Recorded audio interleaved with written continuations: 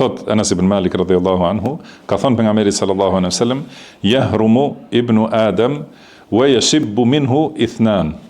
Do të thonë, biri i Ademit plaket, kurse dy cilësitë të tij bëhen më të reja, më shumë.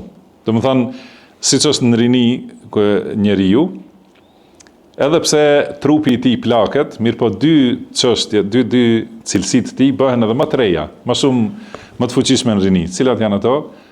El hirsu wal hasad. Do të thonë, ky lakmia për dunja dhe hasedi, zilia.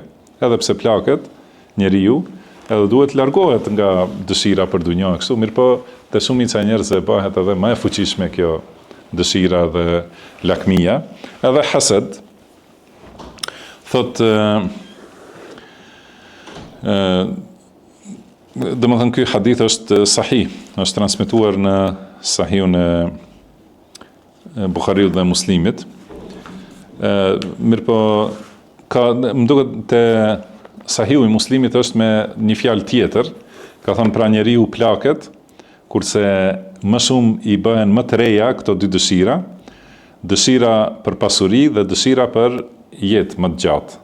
Do të thonë, pra të dyja këto janë të sakta, që njeriu edhe pse i kalojnë vitet e jetës, këto dëshira bëhen edhe më të reja dhe më të fuqishme.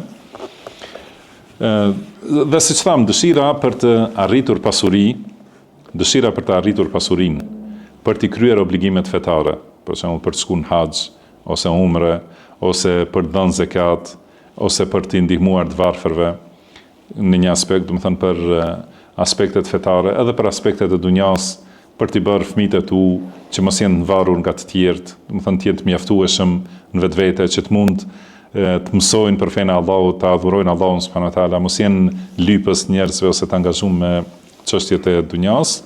Ajo është e mirë. Mirë po, prandaj për këtë shkak kur plaket njeriu, edhe i rriten fëmijët edhe i marton, atëherë nuk duhet ta ketë këtë kujdes shumë të madh për pasurinë. Pra, ky është kuptimi, nëse edhe më shumë i shtohet, domethënë nuk është në rregull. Edhe i shtohet tjetra dëshira për që t'i zgjatet jeta.